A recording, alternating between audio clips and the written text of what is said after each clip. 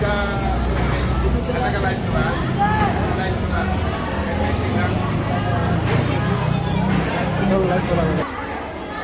mga idol, ito yan pangalawang ano na yan mga idol. Pangalawang kaldero na yan. Mayroon pa kaming reserbang dalawa. Ayan. Masaya ang mga tao yan, ano sila.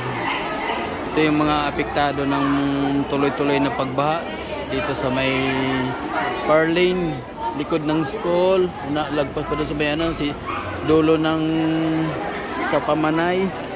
Ayan guys, sila ang madaling maapektuhan pag tuloy-tuloy ang pagbaha kasi medyo mamala. Nasa mababang area po sila sa paanan po ng Lamisa Dam. Kaya ayan. Nandito po ang ating sekretary ng barangay, si Kuya Bong Balino. Ayan guys, so yung guys, umalis guys. Ayan si Kuya Bong Balino. Kasama niya si Ate G para may kukunin yata sila.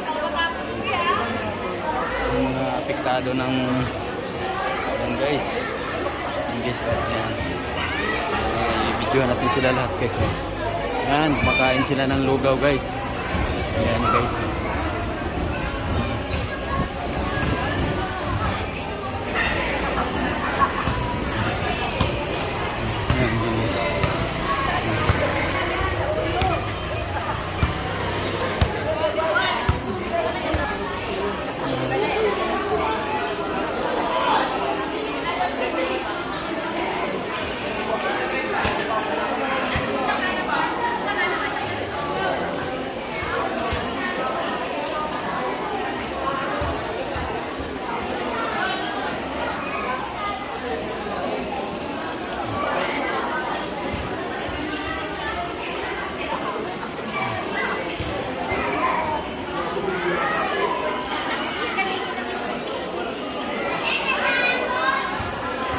Nandito si Kuya Bong guys, mga idol.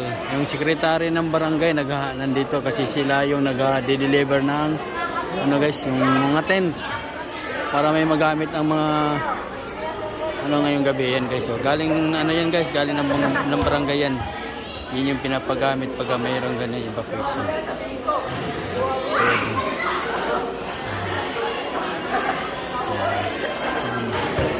Action agad yung mga ano natin, officialis natin guys sa barangay. Ngayon kagad yan sila. Napalikas kagad nila ano yung mga tao. Tuloy pa rin ang pila sa ating lugaw. Ayan. Pwede kayong bumalik ha, pwede pang bumalik. Balik lang kayo. Ayan. Ayan guys. Tuloy pa rin yung pila.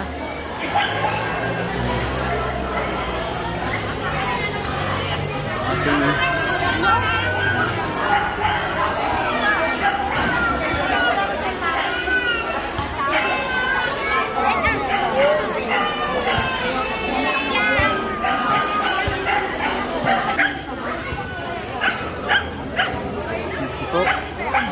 dito po ang ating iski.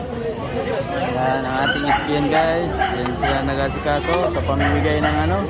Yan ang iski ng Fairview, iski kagawad ng Fairview. Yan. Si Jane Swerte guys, ang yung anak ko guys. Iski guys, iski din yan. Nanay Kalar.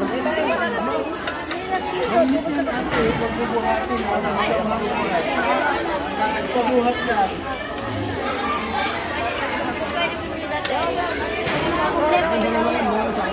Balik na kayo, balik.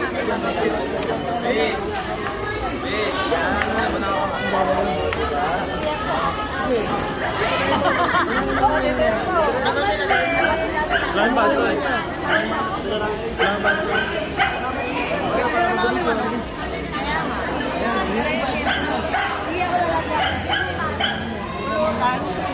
Yan si iski. Yan na iski kagawad yan ang Fairview guys. Magbalik na lang namin. Magpipila ka pa? Dala na. Oo, para may stock man.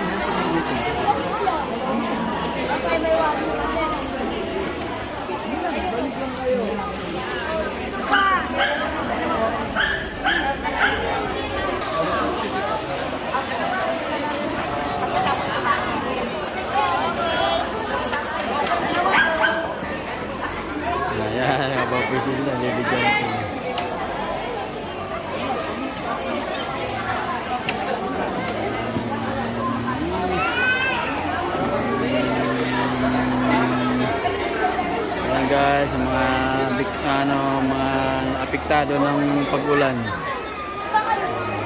Maraming salamat guys. Ayan sila guys.